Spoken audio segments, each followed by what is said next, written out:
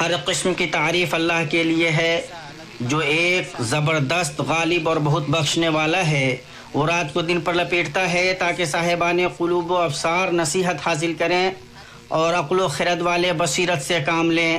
اس نے اپنے بندوں میں سے جسے چنا اسے بیدار کیا اور اس دنیا سے بے رغبت کیا اور ہمیشہ فکر و نظر کے مراقبے اور واعظ و نصیحت کو لازم پکڑنے میں مشغول کیا اور سدا اپنی اطاعت اور آخرت کی تیاری کی توفیق ارزانی کی اور ان چیزوں سے جو اسے ناراض کرتی ہیں اور ہلاکت کے گھر کو لازم کرتی ہیں ان سے بچنے کی توفیق دی اور احوال و اطوار کے بدلنے کے باوجود اس پر ہمیشگی برتنے کی توفیق دی۔ میں اس کی سب سے بلیغ، پاکیزہ، جامع اور بڑھی ہوئی حمد بیان کرتا ہوں اور میں گواہی دیتا ہوں کہ اللہ کے سوا کوئی معبود برحق نہیں۔ وہ بڑا احسان کرنے والا، کریم، بہت شفقت کرنے والا، رحیم ہے۔ اور میں گواہی دیتا ہوں کہ محمد اس کے بندے اور رسول، اس کے حبیب اور خلیل، صراط مستقیم کی رہنمائی کرنے والے اور درست دین کی طرف بلانے والے ہیں۔ اللہ تعالیٰ کا درود و سلام نازل ہو آپ پر اور بقیہ تمام انبیاء پر، تمام کی آل پر اور تمام صالحین پر۔ اما بعد، اللہ کے بندو، اپنے رب کا تقوی اختیار کرو اور اس کی جناب میں توبہ کرو۔ بلا شبہ اللہ توبہ کرنے والوں کو پسند کرتا ہے اور اپنے گناہوں کی اس سے مغفرت طلب کرو۔ بلا شبہ وہ سب سے اچھا بخشنے والا ہے۔ اپنے رب کی جناب میں اخلاص کے ساتھ گناہوں سے رک کر، گناہوں کے کرنے پر شرمندہ ہو کر اور دوبارہ گناہ نہ کرنے کے عزم کے ساتھ توبہ کرو کہ یہی توبہ نصوح ہے جس کا تمہیں حکم دیا گیا ہے۔ اے ایمان والو، تم اللہ کے سامنے سچی خالص توبہ کرو۔ قریب ہے کہ تمہارا رب تمہارے گناہ دور کر دے اور تمہیں ایسی جنتوں میں داخل کرے جن کے نیچے نہریں جاری ہیں۔ مسلمانوں، نبوت کی کرنوں میں سے ایک عظیم حدیث قدسی ہے جو علوم، اعمال، اصول اور فروع میں دین کے عظیم قواعد پر مشتمل ہے۔ علماء کا خیال ہے کہ یہ ایک ہمہ گیر جامع حدیث ہے جو بندوں پر اللہ کے فضل، رحمت، شفقت اور اس کی بردباری اور کرم کو بیان کرتی ہے اور فضل، احسان، شفقت، رحمت اور نوازش کی ناقابل شمار قسموں کو بیان کرتی ہے۔ امت کے اسلاف کے نزدیک اس حدیث کی بڑی قدر اور بڑا مقام ہے۔ انہوں نے اپنی تصنیفات میں اس پر الگ سے شرح لکھی ہے اور تعلیق چڑھایا ہے۔ امام احمد رحمہ اللہ فرماتے ہیں اہل شام کے نزدیک یہ سب سے معزز حدیث ہے، اور ابو ادریس خولانی رحمہ اللہ جب اس حدیث کو بیان کرتے تھے تو اس کی تعظیم اور توقیر کے چلتے اپنے گھٹنوں کے بل بیٹھ جاتے تھے۔ اسے امام مسلم نے اپنی صحیح میں ابو ذر رضی اللہ عنہ سے روایت کیا ہے کہ نبی صلی اللہ علیہ وسلم نے اپنے رب سے بیان کرتے ہوئے فرمایا کہ اللہ نے کہا، اے میرے بندو، میں نے اپنے اوپر ظلم کو حرام قرار دیا ہے اور تمہارے درمیان بھی اسے حرام قرار دیا ہے، اس لیے باہم ظلم نہ کرو۔ اے میرے بندو، تم سب کے سب گمراہ ہو سوائے اس کے جسے میں ہدایت دے دوں، اس لیے مجھ سے ہدایت مانگو، میں تمہیں ہدایت دوں گا۔ اے میرے بندو، تم سب کے سب بھوکے ہو سوائے اس کے جسے میں کھلا دوں، اس لیے مجھ سے کھانا مانگو، میں تمہیں کھلاؤں گا۔ اے میرے بندو، تم سب کے سب ننگے ہو سوائے اس کے جسے میں لباس پہنا دوں، مجھ سے لباس مانگو، میں تمہیں لباس پہناؤں گا۔ اے میرے بندو، تم شب و روز گناہ کرتے ہو اور میں سارے گناہ معاف کرتا ہوں، مجھ سے گناہوں کی معافی طلب کرو، میں تمہیں معاف کر دوں گا۔ میرے بندو، تمہیں کبھی یہ طاقت نہیں ہوگی کہ مجھے نقصان پہنچا سکو، نہیں یہ طاقت ہو سکے گی کہ مجھے فائدہ پہنچا سکو۔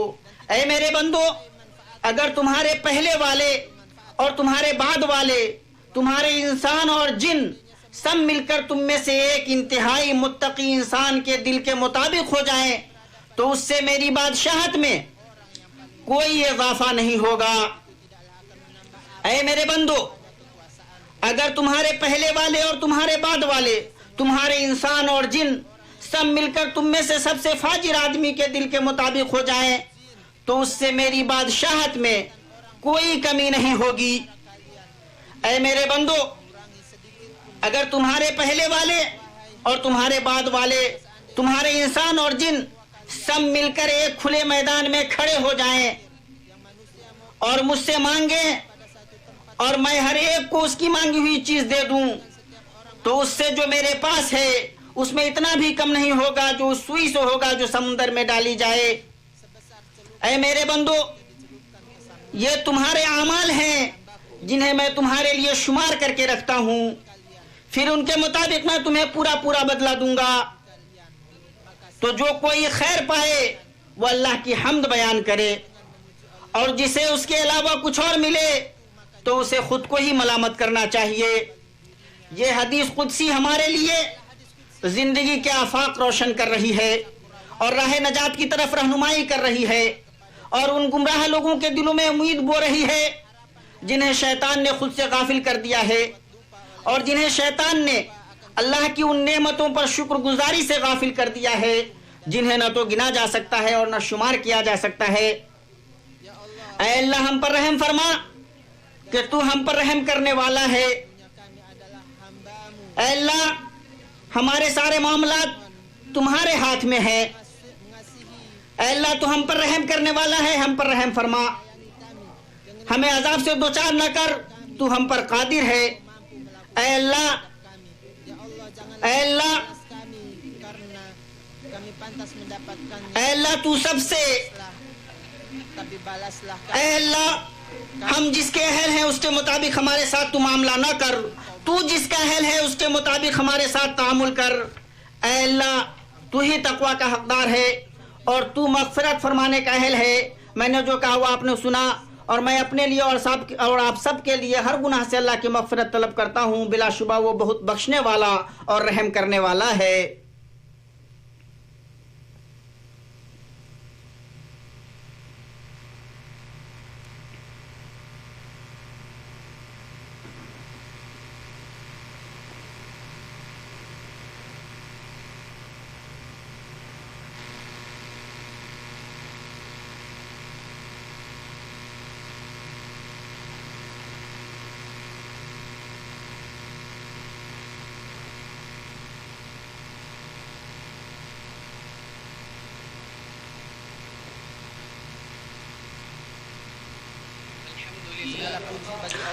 ہر قسم کی تعریف اللہ رب العالمین کے لیے ہے اور انجام کار متقیوں کے لیے مقرر ہے، اور سوائے ظالموں کے کسی پر دست درازی روا نہیں۔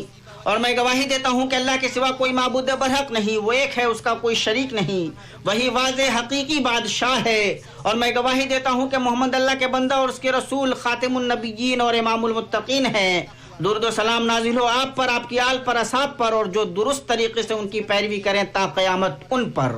اما بعد، اللہ کے بندو، اللہ کا تقوی اختیار کرو اور جان لو کہ سب سے اچھا طریقہ ہمارے نبی محمد صلی اللہ علیہ وسلم کا طریقہ ہے، اور سب سے بری دین میں نئی ایجاد کردہ چیزیں ہیں، اور ہر نئی ایجاد کردہ چیز بدعت ہے، اور ہر بدعت گمراہی ہے۔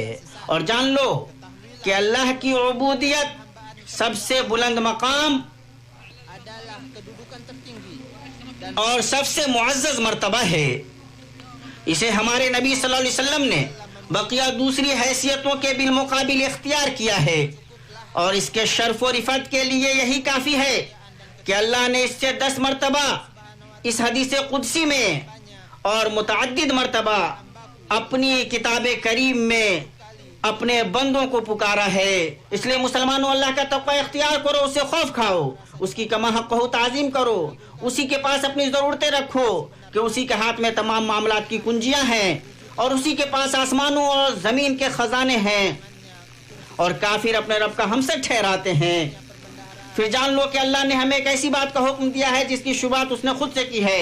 اللہ تعالیٰ کا فرمان ہے، اللہ اور اس کے ملائکہ نبی پر درود بھیجتے ہیں۔ اے لوگوں جو ایمان لائے ہو، تم بھی ان پر درود و سلام خوب بھیجو۔ اور آپ صلی اللہ علیہ وسلم نے فرمایا، جس نے مجھ پر ایک مرتبہ درود بھیجا، اللہ اس پر 10 مرتبہ درود بھیجے گا اور اس کے عوض اس کی 10 برائیاں مٹا دے گا۔ اے اللہ تو اپنا درود، اپنی رحمت اور اپنی برکتیں سید المرسلین، امام المتقین، خاتم النبیین، اپنے بندے اور رسول محمد پر اتار، جو خیر کے امام اور خیر کے قائد ہیں، رسول رحمت ہیں۔ اے اللہ انہیں مقام محمود سے نواز، جس پر اگلے پچھلے ان پر رشک کریں، اور اے اللہ تو راضی ہو جا ان کے چاروں خلفائے راشدین، ہدایت یافتہ سربراہان ابو بکر، عمر، عثمان اور علی سے، اور تمام صحابہ سے، تابعین سے، اور جو درست طریقے سے تا قیامت ان کی پیروی کریں ان سے۔ اے اللہ اسلام اور مسلمانوں کو غلبہ عطا کر، دین کے دشمنوں کو تباہ کر۔ اے اللہ اسلام اور مسلمانوں کو غلبہ عطا کر۔ اے اللہ اسلام اور مسلمانوں کو غلبہ دے، اور اے اللہ اسے رسوا کر جس نے اسلام اور مسلمانوں کو چھوڑ دیا۔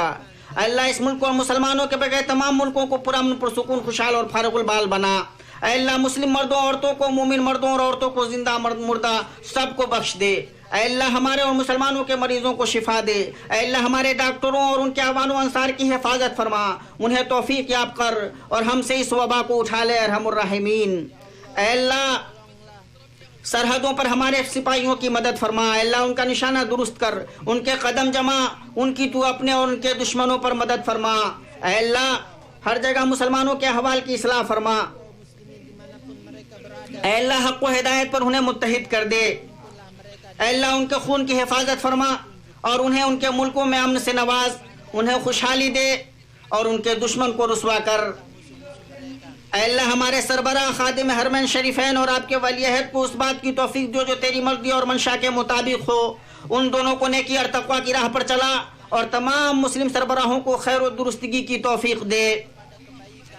اے اللہ تو ہی اللہ ہے، تیرے سوا کوئی معبود برحق نہیں۔ اے اللہ تو غنی ہے اور ہم فقیر ہیں۔ اے اللہ ہم پر بارش برسا، اے اللہ بارش برسا اور ہمیں نا امیدوں میں سے نہ بنا۔ اے اللہ بارش برسا، اے اللہ ہمیں سیراب کر۔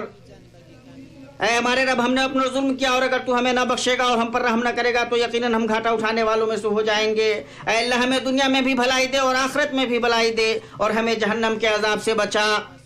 اللہ کے بندو، اللہ عدل اور احسان اور صلہ رحمی کا حکم دیتا ہے، اور بدی و بے حیائی اور ظلم و زیادتی سے منع کرتا ہے۔ وہ تمہیں نصیحت کرتا ہے کہ تاکہ تم سبق لو، اللہ کے عہد کو پورا کرو جب تم نے اس سے کوئی عہد باندھا ہو۔ تم اللہ کو یاد کرو، اللہ تمہیں یاد کرے گا، اس کی نعمتوں پر اس کا شکر بجا لاؤ، تمہیں مزید نوازے گا۔ یقیناً اللہ کا ذکر سب سے بڑا ہے، اور اللہ جانتا ہے جو کچھ تم کرتے ہو۔